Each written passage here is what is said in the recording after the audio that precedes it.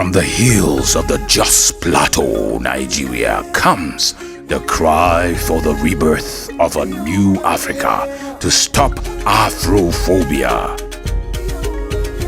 Oyoyo Africa Global Initiative welcomes Africa and Africa in diaspora. Africa, the future we have waited for is now. My name is Obadukun Thompson. I am the Oloni of Etioni in Osun State in Nigeria. My name is Camille Brown. My name is Kristen Hopkins, CEO and founder of Dangers of the Mind. Hi everyone, this is Margaret Mozahe and I come from South Africa. I'm Senator Aidigian, Senator of the Federal Republic, Nigeria. Hello Africa, tell me how you're doing. My name is Pearl Coupe and I'm so excited to be a part of Oyoyo Africa Global Initiative. Oyoyo African Global Initiative. The Oyoyo Africa Global Initiative.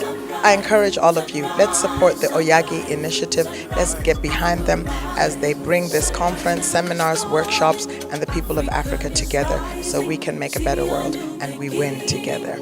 We're so excited to partner with Oyoyo Global Initiative Africa to be able to stop Afrophobia. This event will be life-changing, it will be just what Africa needs, and we're going to ignite the resilience in our people and unite and bring peace to Africa. It is about a movement against Afrophobia. This is the time for Africa to seize the moment. And I call on you to come together with me for us to be part of this great epoch-making event. It's not just an event, it is a movement. And it is the beginning of a new Africa. We are all that we have, and we are all Africa. Please join us.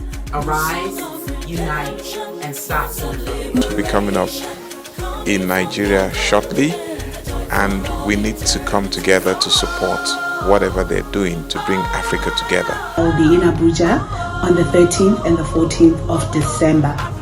Come join us on December 13th and 14th as we're calling all government officials, private firms, and stakeholders. People in diaspora. I invite people from Zambia, Kenya, Nigeria, South Africa, and everywhere to come together. Be united, talk peace, talk love, because it will be a great recipe for our unity. NAV Conference Center, 13th and 14th December, looks forward to receiving all Africans, both here in diaspora and in the different countries of the continent. Look out for it, 13th, 14th December. Be there. Bye. Very important to this audience. So, on his behalf, I present this address. It is an honor for me to address this very important event that is addressing crucial issues relating to the progress and development of Africa. Let me first appreciate the organizers of this annual event, Oyoyo Africa Initiative, for their doggedness in sustaining the engagement since establishment of the organization in 2010.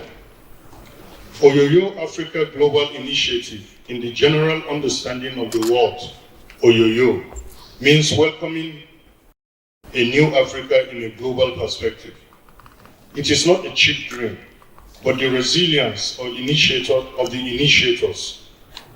First, it is an African peace-building initiative for Africa, to passionately promote the unity of Africans driven by youths who have refused to be used to flame the embers of division and xenophobia. Second, it is Nigerians whose brothers and sisters have been the most segregated victims of the Afrophobia, who are championing the cause of African peace and unity, and not for personal gains. We in Plateau understand the value of peace, and we had to go all the way to make sure that we get that peace. Thirdly, Oyagi's disposition as an NGO gives us the confidence that the era of dealing with just any organization that exists in briefcases is becoming a thing of the past. It is therefore extremely comforting to know and see African youths coming from Nigeria charting the cause of peace and unity across Africa. This is a youthful action in the right direction and in a campaign to stop xenophobia and Afrophobia. It is even more comforting and pleasant for me to know that the youths that have embarked on this peace-building program are my sons and daughters from my state, Plateau State, Nigeria. This alone gives me joy of the father of a visionary children. You have no doubt continued to make inroads into the Nigerian and intellectual political space by the key issues you have raised, which touch on the fabric of our existence as a continent. You have left no one, including me, in doubt about your passion for Africa, that is united, peaceful, developed. That is a united, peaceful, and developed Africa. I commend you and cannot agree less because it is common knowledge that Africa is definitely punching below its weight. Distinguished ladies and gentlemen, the theme of this dialogue, which is Africa Arise, Unite, Stop Afrophobia, is definitely loaded and timely for interrogation, considering the fact that Africa is at the moment still underdeveloped and regarded as an untapped potential. One may also say, without fear of contradiction, that the scramble for Africa has continued since the Berlin Conference of 1884, where the initial balkanization of the people's resources of Africa began. Over a century later, the African continent has continued to be the center of different forms of balkanization, which has taken different dimensions from colonialism, neocolonialism, imperialism, bilateralism, and what others refer to as recolonization or neocolonization of Africa. Whatever it is, some school of thought believe that Africa is at the center of global politics and intrigues, thereby threatening its interests from within and without. I am therefore not surprised that you have narrowed down many topics, among which is the dangers of a disintegrated Africa. This suggests that there is, or there was, an integrated Africa. From history, it will appear that the notion of an integrated Africa is a new concept, as there was nothing like that in pre-colonial times. Even in post-colonial era, the artificial lines drawn by the colonial masters without the consent and contribution of Africans can hardly stand for any integration. Just like the great honorable member pointed out something. Don't teach me Longo Park discovered the Niger. Don't teach me about Mary Slessor. I think these are some of the things that needs to be re-engineered in our minds. I hope that the experts you have invited here will do justice to this issue in laying the foundation upon which the unity, development, and integration can be discussed. Having said this much, one cannot exonerate Africans from the current state of integration in the continent because they have, by commission or omission, contributed to the conditions of its people.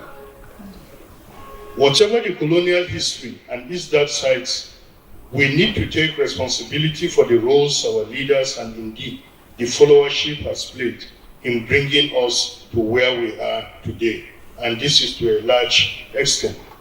Therefore, as we look inward and outward about the future of Africa, based on the current state of affairs, the issues of Afrophobia and xenophobia stand out clearly. On Afrophobia, which is a term used to refer to a range of negative attitudes and feelings towards Black people, or people of African descent preferably, around the world. The general notion conveyed by the term is that of irrational fear, with the implications of antipathy, contempt, and aversion. In his book, What Went Wrong with Being Black, Pastor Matthew Ashimolo referred to many early references to the Black race. Who knew that the Black man was once revered? When we cast our minds back to Greek poet like Homer, he said he had placed blacks at a level of being as blameless as the gods. Similarly, another Greek, Herodotus, the historian, was the first European to comment on the physical appearance of black and describe them as the most handsome men, the most beautiful people. Such were the glorious parts of the black man. What has changed today that the black man is looked down upon, despised, discriminated, and even haunted? Look at the cruelty visited on our forefathers during slavery and today on immigrants that are termed illegal and subjected to modern day slavery.